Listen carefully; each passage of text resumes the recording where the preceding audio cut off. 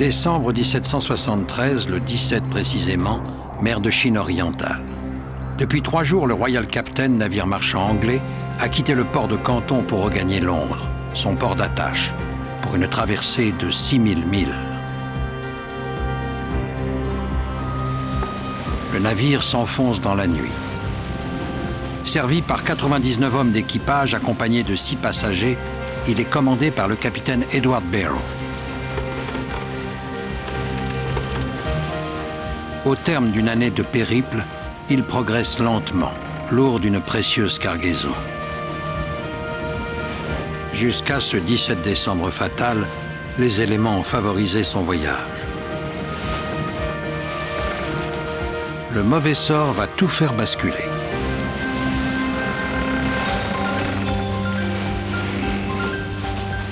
Le Royal Captain heurte soudainement un haut fond ignoré des cartes.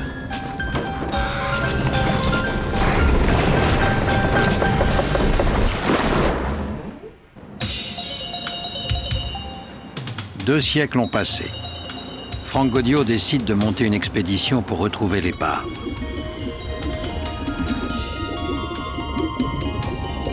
Car dans les profondeurs, les flancs du Royal Captain emprisonnent un trésor. Palawan, l'une des 7000 îles de l'archipel des Philippines. Sur la côte sud-ouest de l'île se trouve Quezon, un village de pêcheurs. Éloignés du monde, ils vivent au rythme paisible de leur tradition.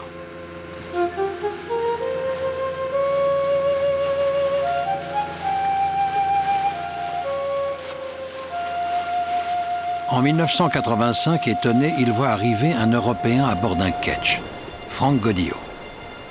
C'est sa première grande expédition. Un tournant dans la vie de cet homme d'affaires comblé qui a décidé de vouer son existence à l'archéologie sous-marine.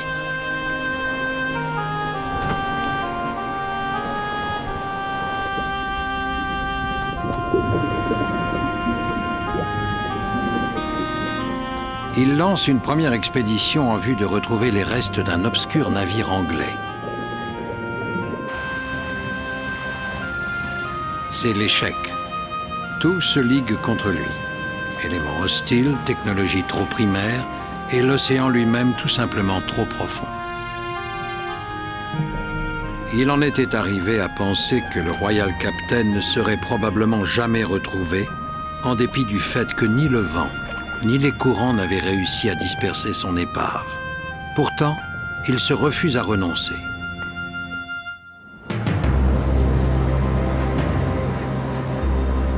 Quinze ans plus tard, il est de retour sur les lieux à bord d'Océan Voyageur, un navire de 70 mètres de long, spécialisé dans la recherche en eau profonde.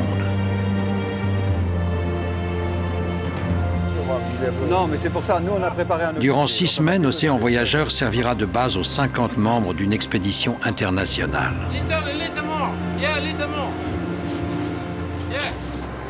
À leur disposition, Jules et Jim, 2 sous-marins de 5 tonnes bardés des technologies d'avant-garde en matière de recherche en eau profonde.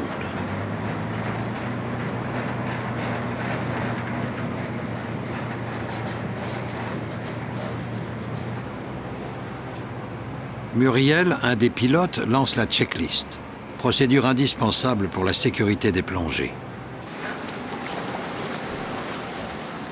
Offrant une vision panoramique, Jules et Jim descendent jusqu'à 1000 mètres de profondeur grâce à une sphère acrylique de 13 cm d'épaisseur.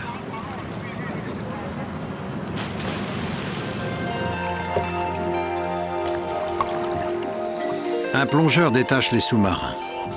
Désormais libérés l'un assurant l'autre, Jules et Jim entreprennent leur descente vers le monde coloré et silencieux des profondeurs.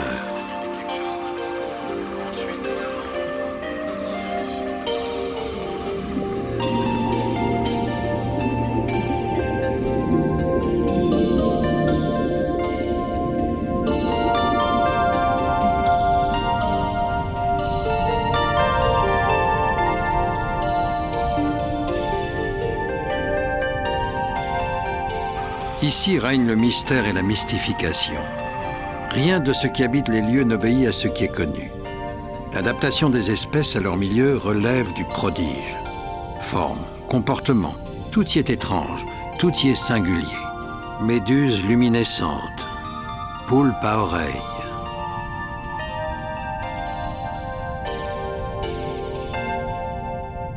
Poisson grenouille et nudibranche.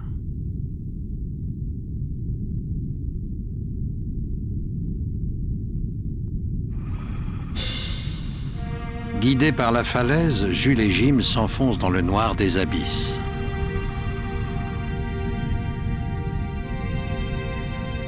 La lumière du soleil n'est plus qu'un souvenir. La plongée devient fascinante.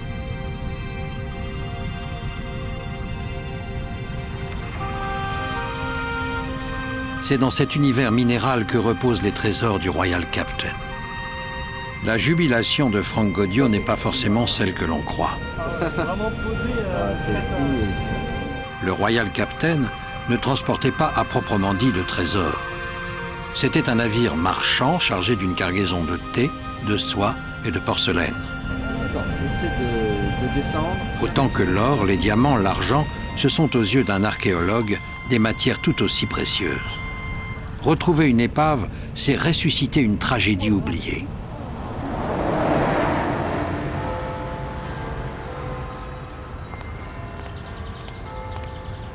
Remonter à l'origine de cette tragédie, comprendre les raisons du naufrage, c'est le défi de Frank Gaudio.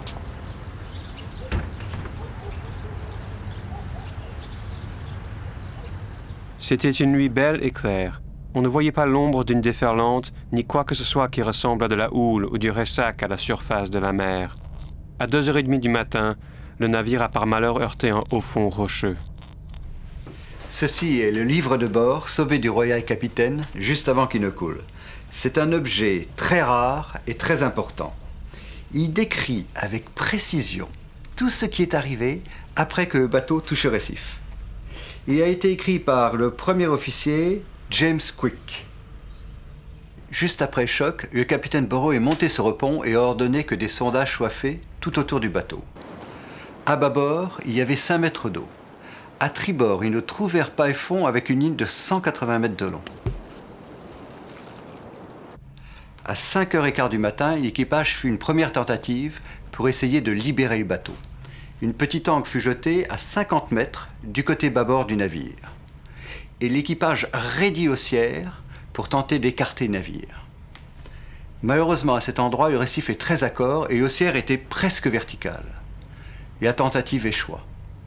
Le livre de bord nous décrit en fait une situation dramatique.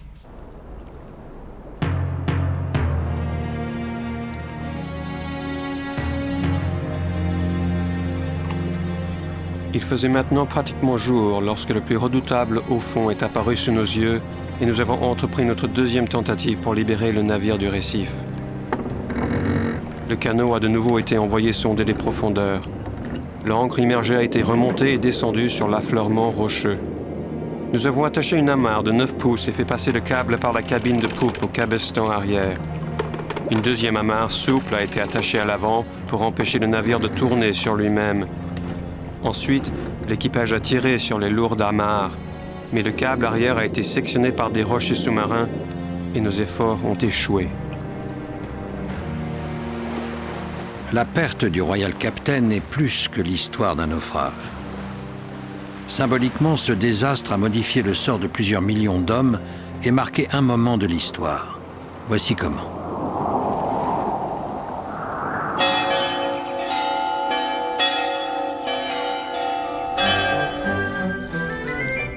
Le dernier jour de l'année 1600, la reine Élisabeth Ier signe la charte royale qui donne naissance à la Compagnie des Indes.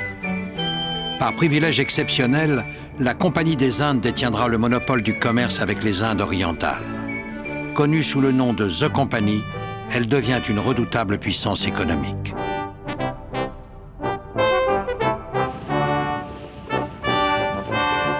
À la fin de l'époque élisabéthaine, l'Angleterre n'est pas considérée à leur égal par les grandes puissances européennes, espagnoles, hollandaises, portugaises. La Compagnie des Indes va se développer au point de bouleverser l'équilibre en Europe. elle dispose du plus important pouvoir économique que le monde ait jamais connu. À son apogée, elle contrôle la moitié du monde commercial, le quart de ses territoires et le tiers de sa population. Ses navires sillonnent le globe, important du thé en Angleterre, des lainages au Japon, des épices en Europe et aux Amériques, et aux Indes, le polo.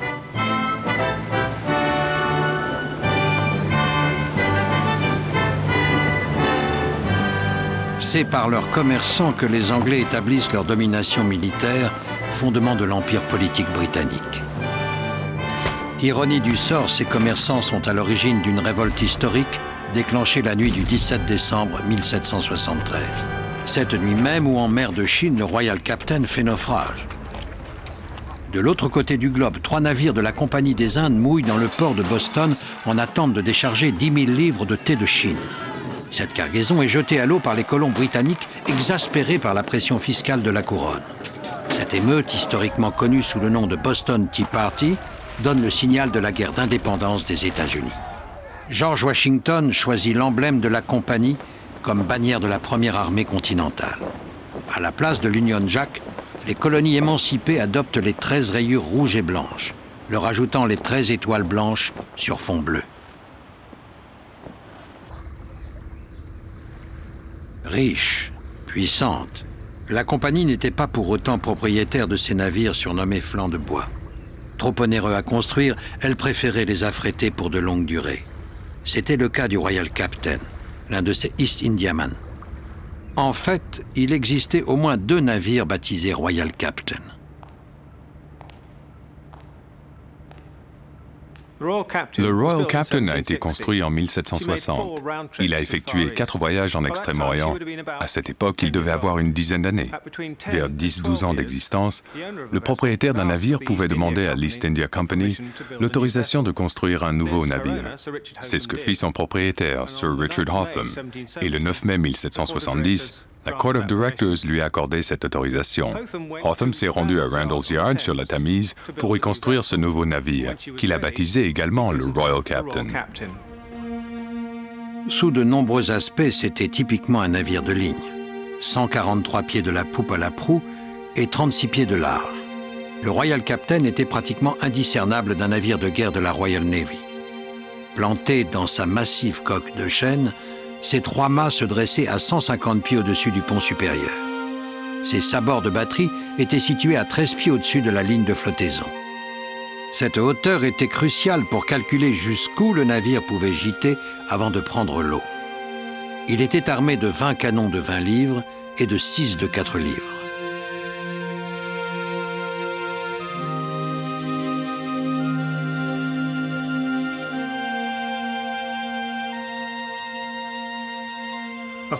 Officiellement, le Royal Captain jaugeait 499 tonnes. C'est ainsi que la East India Company l'avait déclaré. En fait, c'était un leurre destiné à contourner la législation qui exigeait la présence d'un aumônier pour tous les vaisseaux de plus de 500 tonnes. En fait, le Royal Captain atteignait pratiquement 860 tonnes. C'était presque le plus grand navire marchand naviguant à cette époque. L'honorable compagnie n'hésitait pas à frauder pour économiser des dépenses. C'est donc sans aumônier pour bénir son départ que le Royal Captain prend la mer à Gravesend, à l'embouchure de la Tamise, dans la brume d'un matin froid, le 19 décembre 1772. Son premier voyage sera son dernier.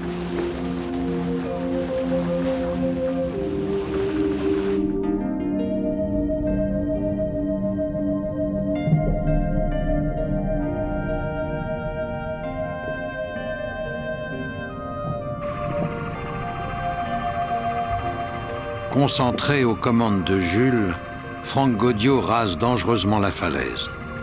Son œil exercé distingue une forte concrétion.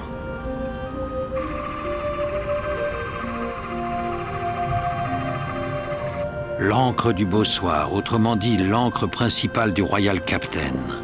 4 mètres de fer forgé encastrés dans le récif. Plus loin, les restes déchiquetés d'une amarre.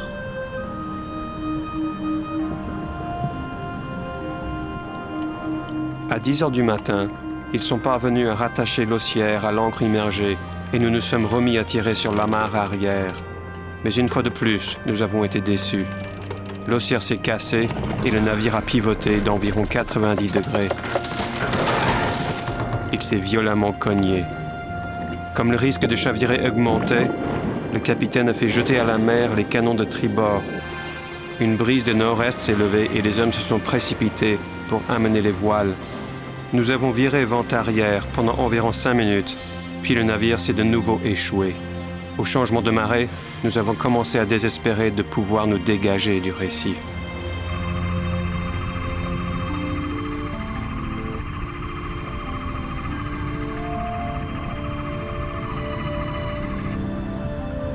Poursuivant leur descente, ils découvrent les canons tribord du Royal Captain. Leur emplacement permet de localiser l'endroit précis où le Royal Captain s'est désespérément battu.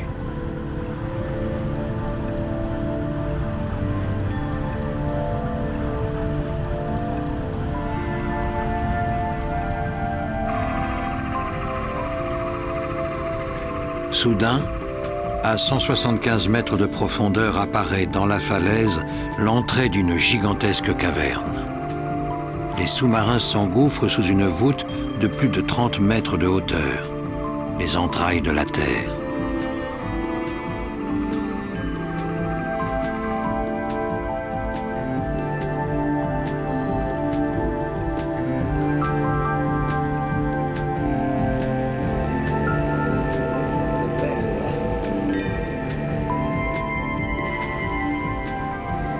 Le sol de la caverne est jonché de débris du Royal Captain.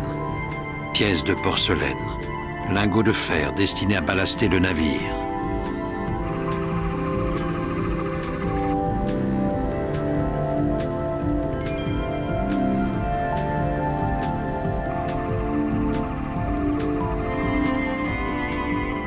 Beaucoup plus loin, l'étroitesse du boyau contraint les sous-marins à revenir en arrière, laissant derrière eux d'autres vestiges du naufrage.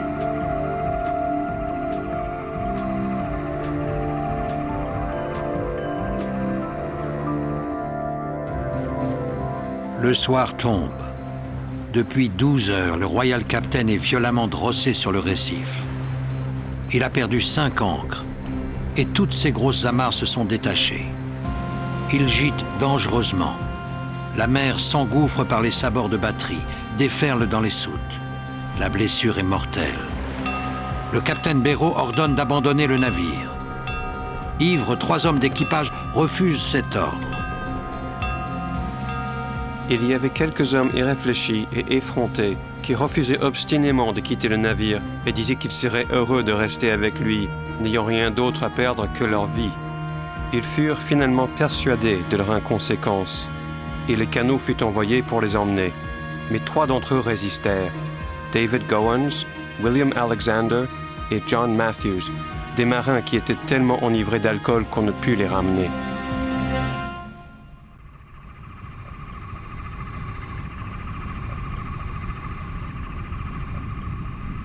Quittant la caverne, Jules et Jim poursuivent leur descente. À 300 mètres dans le faisceau de leur phare, de multiples scintillements attirent le regard de Frank Gaudio.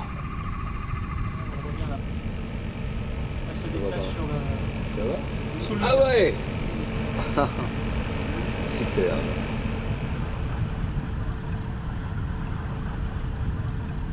Un gigantesque tumulus apparaît composé de la coque et des restes de la cargaison du Royal Captain.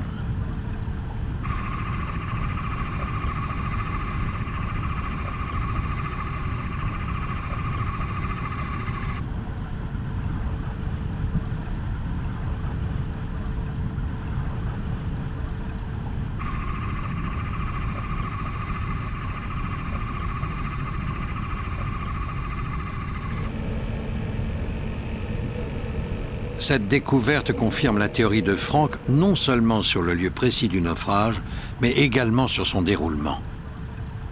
Maintenant que nous avons retrouvé les restes du Royal Capitaine, nous savons ce qui est arrivé à ce navire après. En fait, il a frappé le récif à 100 mètres à droite de cette bouée rouge, là-bas. Cette bouée rouge marque l'emplacement de l'ancre principale, qui est la première ancre qu'ils ont jetée par 55 mètres de fond et qu'on a retrouvée en 1985. Elle est toujours là. Le Royal Capitaine a coulé à pic le long d'une falaise sous-marine et s'est brisé sur un rebord de cette falaise juste en face d'une grande grotte par 175 mètres de fond.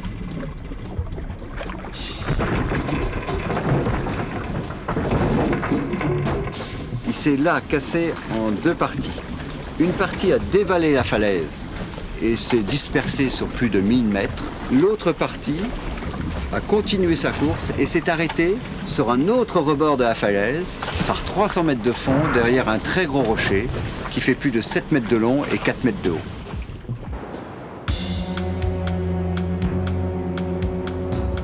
Baptisé au fond du Royal Captain, ce récif de corail long de 3000 et demi dissimule sous des eaux paisibles un piège où d'autres navires ont disparu.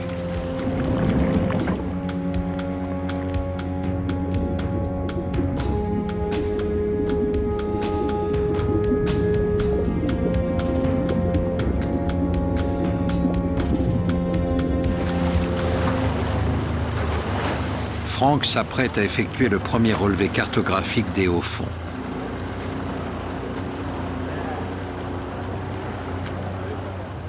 Les données sont exploitées à partir de Kaimiloa, le catamaran de Franck, véritable laboratoire hydrographique. De Kaimiloa, on positionne les vestiges en combinant satellites et GPS différentiels. Les magnétomètres tractés par le catamaran mettent en évidence des anomalies métalliques. Un side-scan sonar profile sur un écran l'écho des fonds, dessinant une mosaïque virtuelle du récif.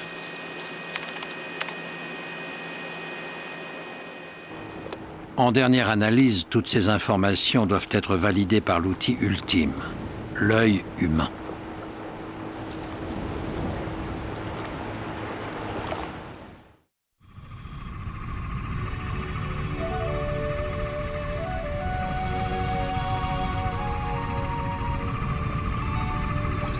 Retour au tumulus pour la première et minutieuse fouille de l'épave.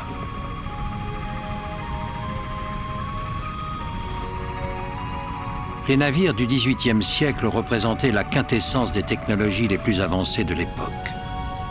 Pour en savoir plus sur sa technique de construction, Franck procède soigneusement à l'étiquetage et au relevé des éléments du pont. Ce relevé, avec les informations de caractère historique, aidera à reconstituer le plan ayant servi à la construction du Royal Captain.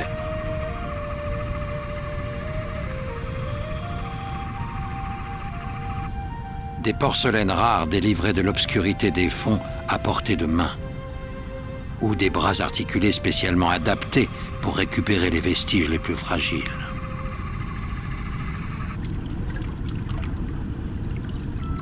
Un léger jet d'eau sous pression enlève les couches de sédiments. Puis la pression est inversée.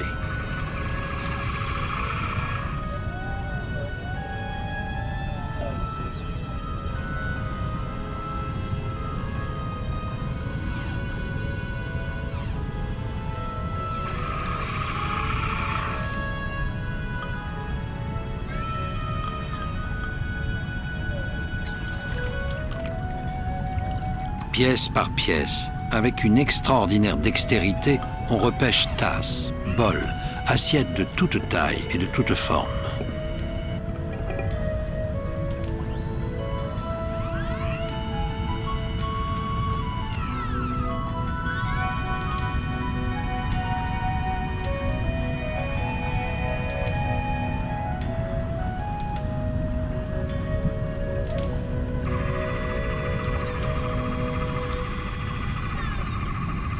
Après 8 heures consécutives passées au fond, il est temps de regagner la surface.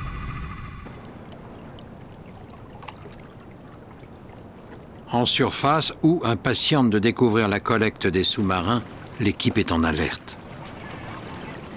Depuis Océan Voyageur, Marius Orsi dirige la remontée, véritable balai.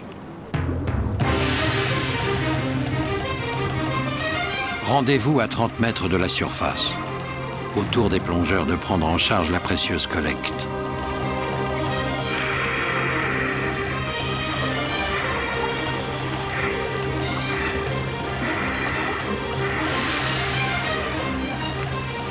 Ils prennent le temps d'admirer avant de la placer dans des sacs individuels.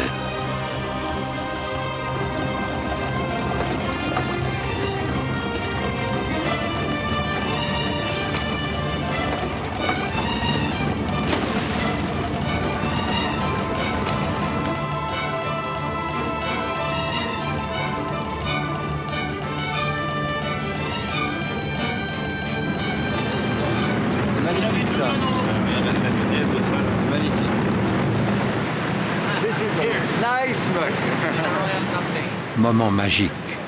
Franck, les représentants du National Museum des Philippines, les plongeurs, apprécient la beauté de superbes pièces de porcelaine.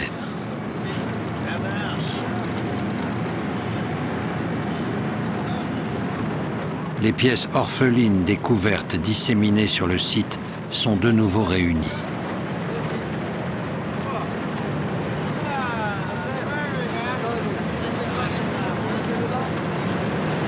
C'est le dragon, symbole de l'impératrice. Ça, c'est les flammes qui passent ce nuage, transpercent ce nuage. On voit là. Est-ce que ça pourrait faire partie de la collection privée du capitaine aussi? Sûrement, oui, sûrement. Ça, c'est une très belle qualité avec un marque. C'est typiquement chinois, c'est pas du tout pour l'exportation européenne. L'opération de récupération terminée pour la journée, reste à effectuer les longues heures de maintenance des sous-marins. Chaque soir, pour des raisons de sécurité, Océan Voyageur s'éloigne d'une dizaine de kilomètres de la zone du récif et tourne en rond jusqu'au petit matin.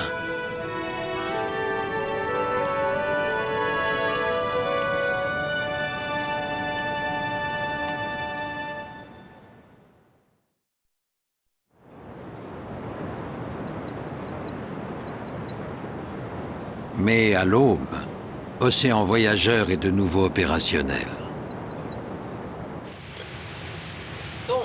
Premier briefing du matin. Les longues heures de plongée ont laissé des traces sur les visages. L'équipe est épuisée. Et ils savaient quoi, une taille comme ça, c'était... Il faudrait faire des plongées plus courtes, peut-être, hein, pour que ce sous-marin puisse être affecté à la fouille le plus tôt. D'autant plus que maintenant vous avez fait une couverture générale. Alors Renard, ici, donc dans le matériel, tu verras, il y a une belle poulie ici, hein, positionnée à relever. On peut sortir la poulie, quoi. Non, elle est libre, hein, aucun problème. Faut arriver. C'est possible. Que ce soit 2h30 maximum la plongée.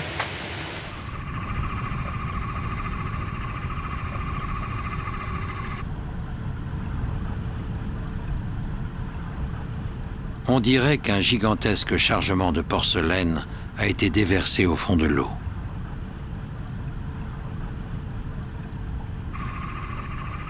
Heure après heure, les bras s'activent à recueillir délicatement des milliers de porcelaines.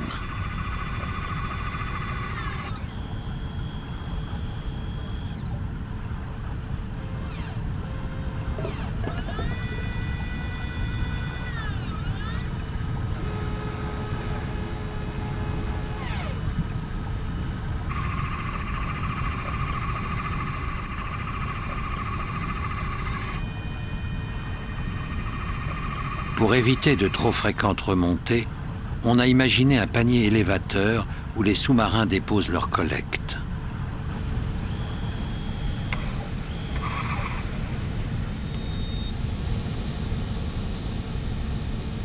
De l'air comprimé le propulse le long d'un câble jusqu'à la surface. Dans une explosion de bulles, il apparaît au jour.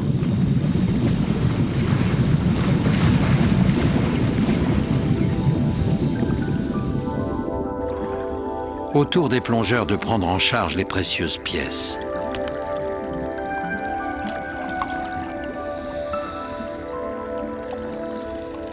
Parmi celles-ci, la fameuse poulie repérée sur le tumulus. 2 bouteilles de vin, peut-être épargnées par nos 3 ivrognes. 200 ans passés sous la mer et le bouchon encore scellé.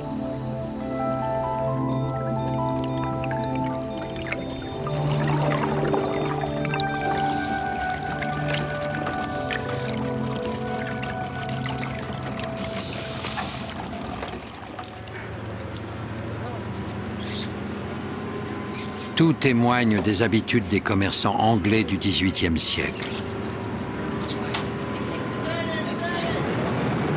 Ça va quoi tout ça? Un rafraîchissoir, je crois que c'est un rafraîchissoir. Soit champagne. Non, c'est un rafraîchissoir. Donc il a fallu remuer, et puis finalement il est venu, mais il est venu en 5 ou 6 fois. Hein. T'as vu la poulie? Elle est belle la poulie. Là, la poulie, c'est bon.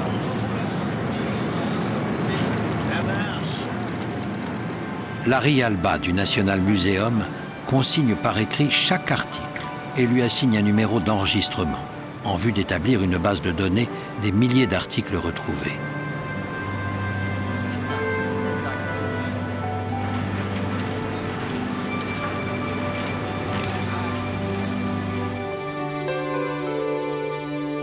La couronne britannique, riche de la possession de l'Inde, n'en négligeait pas pour autant ses relations commerciales avec la Chine. Les voyages en Extrême-Orient étaient longs et incertains. En compensation, la Compagnie des Indes octroyait 5% de la cargaison au seul profit des officiers. Cette disposition était appelée « commerce privé ». Ajouté à la corruption et à une cupidité répandue, le bénéfice tiré de ce commerce privé était de nature à tenter un homme entreprenant comme le capitaine Barrow.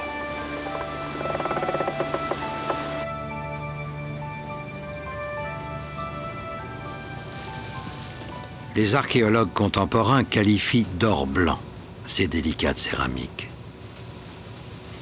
Ce qui était étonnant, c'est qu'ils sont absolument intacts, ce qui est rare dans les collections privées. Très belle qualité, toutes ces porcelaines étaient faites à Jindezen, qui était un des grands centres de la production de porcelaine en Chine. Ces petits plateaux étaient utilisés pour mettre les cuillères et étaient appelés patipans. De formes différentes et le même motif à l'intérieur. C'est un très beau service. C'est un rafraîchissoir et qui était en fait décoré, on le voit en lumière rasante uniquement, des armes d'une famille anglaise probablement. C'était une pièce de commande, ce qui prouve en fait que toute cette porcelaine était du commerce privé, du capitaine, des officiers. Et la Compagnie des Indes, elle, se contentait de très grands services de qualité moyenne qui étaient facilement vendables et certainement pas de pièces exceptionnelles comme ça ici. Cela fait pratiquement un mois que Océan Voyageur est arrivé en mer de Chine. Mais la mousson s'annonce. Le temps est désormais compté pour l'expédition. Bien que les sous-marins aient recueilli des milliers d'objets, l'un d'entre eux peut être le plus symbolique, mais assurément le plus compliqué à récupérer, manque à l'appel. Nous avons retrouvé la cloche du bateau par 352 mètres de fond. Elle était debout comme ça. C'est un objet très symbolique parce qu'il y aura probablement la date de la construction du navire et c'est un objet extraordinaire à retrouver. Elle a donné l'alarme lorsque le Royal Captain a heurté le récif. Franck et toute l'équipe étudient les moyens à mettre en œuvre la difficile remontée de la cloche. Même pour nos sous-marins, c'est une opération complexe qui cumule les difficultés. Car elle repose depuis 2 siècles à 352 mètres de fond, en équilibre précaire sur une forte pente. Au surplus, cette pièce en bronze a-t-elle été suffisamment préservée pour résister à la manipulation des bras articulés des sous-marins?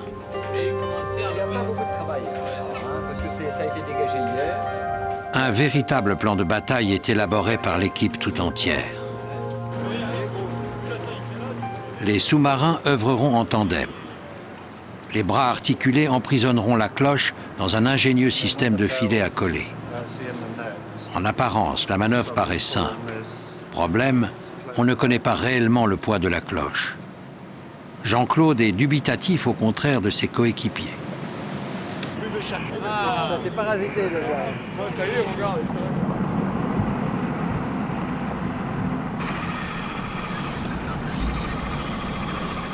Jean-Louis Corda, qui assure la communication avec Jules et Jim, rejoint Franck au poste de commandement.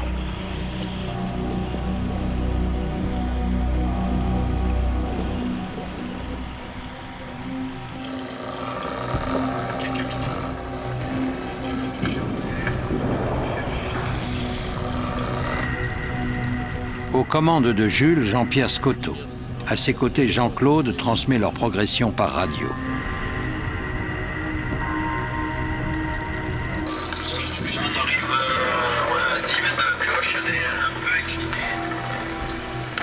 Tu essayes de parler à distance égale du micro, plus doucement et plus détaché, s'il te plaît.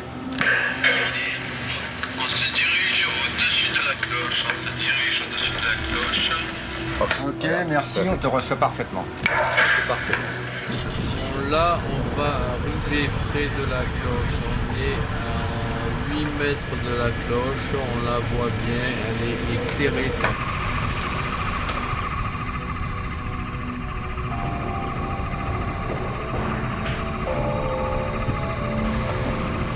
Manœuvre périlleuse de Jules et Jim en situation limite face à la falaise.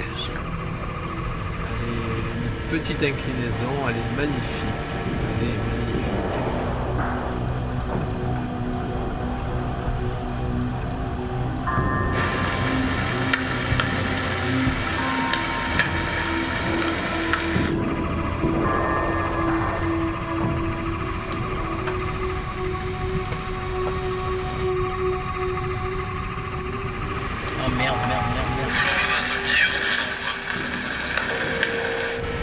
On va mettre du temps, on récupère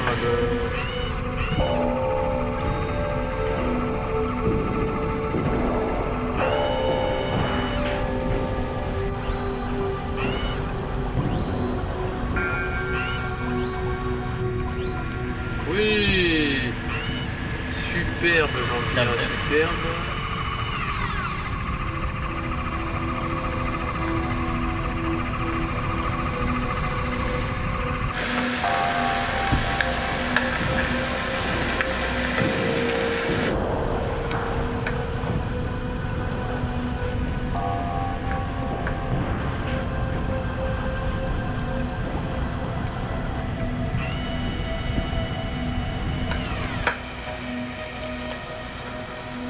Le filet est sur la cloche pour le moment, il faut qu'on l'arrange.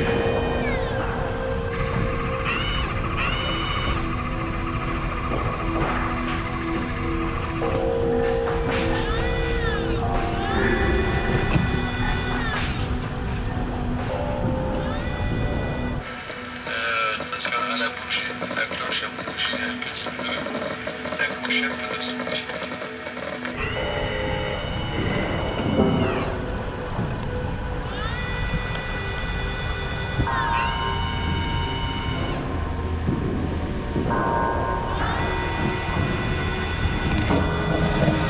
Elle commence à se retourner. Oh merde, merde, merde. Aïe, aïe, aïe, aïe, aïe.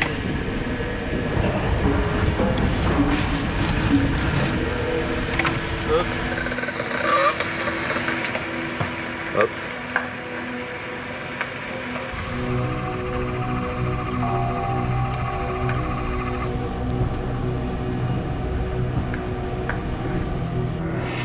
Jules de surface. Dans l'urgence de remédier à l'échec, Jean-Claude fait signe à Jim de ne pas inquiéter Franck. La cloche sera définitivement perdue si elle dévale les 1000 mètres d'abrupte de la falaise.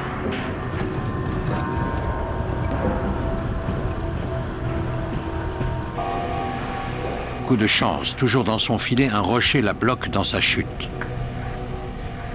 On va la mettre dans le panier. Dis-lui, machin. Panier ou dans le filet? Il a dit panier, mais... Panier.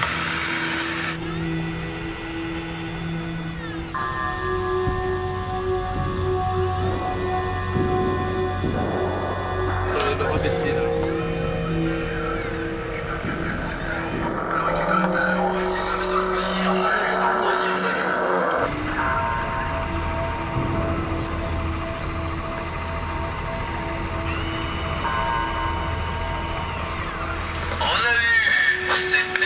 Ça nous a net.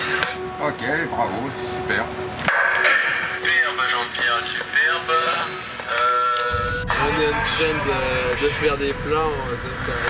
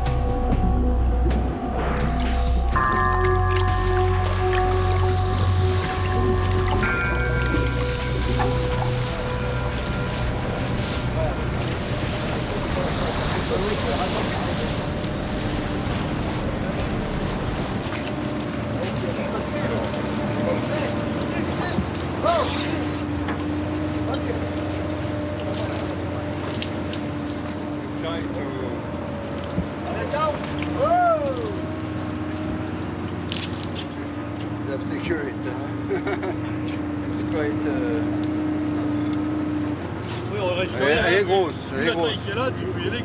Elle est costaud, ouais, t'as raison. Méfiance. Oui. Elle est quand même tombée de haut. On va regarder la baignoire. Et alors?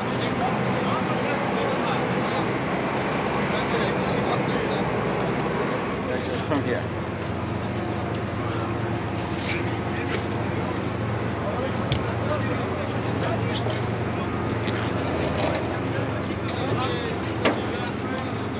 Frank va faire une découverte surprenante. The York. C'est le nom d'un autre bateau. C'est pas le bon bateau. C'est la cloche d'un autre bateau. On avait envoyé York, The York, 1760. L'émotion d'avoir récupéré la cloche est maintenant tempérée par les interrogations que suscite cette inscription. Qu'était le York et comment cette cloche s'est-elle trouvée dans l'épave du Royal Captain? Heureux, Frank félicite ses équipiers. Reste à résoudre l'énigme du York. Bravo, hein? Bravo.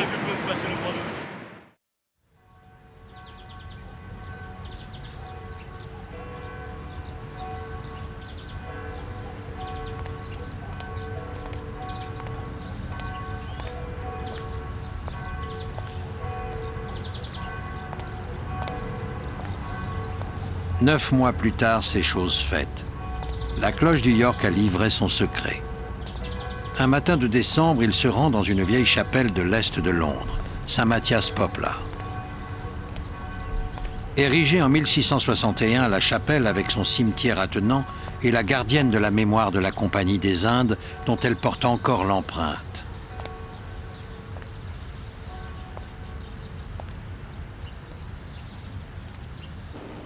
Inspiré des mâts de bateau, 8 colonnes de bois supportent une voûte en berceau.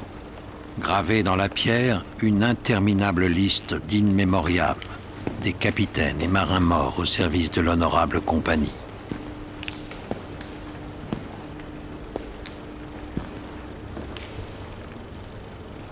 Nous savons maintenant pourquoi nous avons retrouvé la cloche du York sur épave du Royal Capitaine. Juste après son lancement du chantier, le Royal Capitaine a été amarré le long d'un autre navire qui était retiré du service de la compagnie.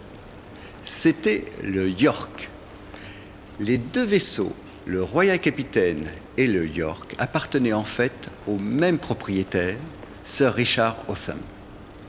Afin de gagner du temps et de l'argent dans l'armement de son navire, Sir Richard a transféré des équipements du York sur le Royal Capitaine. Et la cloche, qui était un objet de grande valeur, a certainement été réutilisée sur un nouveau vaisseau. Après qu'il fut complètement désarmé, le York a servi de nombreuses années comme ponton de prisonnier sur la Tamise. Le Royal Capitaine, lui, fit voile vers la Chine peu après. Le sort a voulu que le Royal Capitaine toucha le récif et coula, juste un an après être parti en mer avec la cloche du York.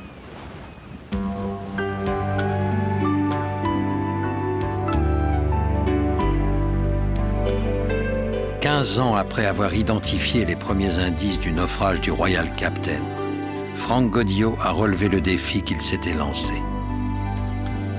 Toutefois, ce n'est pas la fin de l'aventure. Chercheurs, archéologues vont se pencher sur les trésors retrouvés pour leur faire livrer leurs secrets.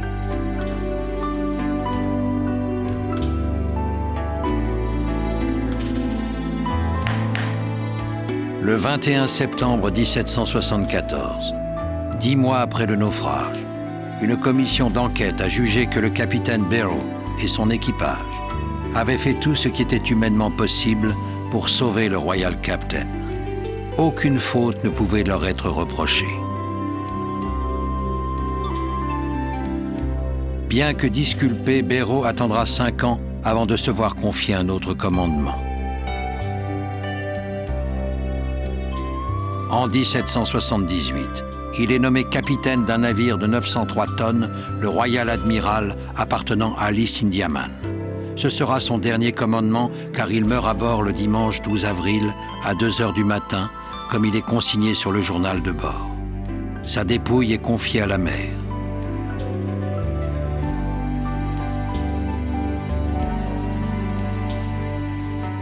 La mort de Béraud coïncide avec le début de la fin de la Compagnie des Indes. La perte du Royal Captain annonçait une longue série d'échecs pour les marchands anglais. En 1858, la couronne révoque la charte de la Compagnie et en prend le contrôle. Elle est désormais passée dans l'histoire.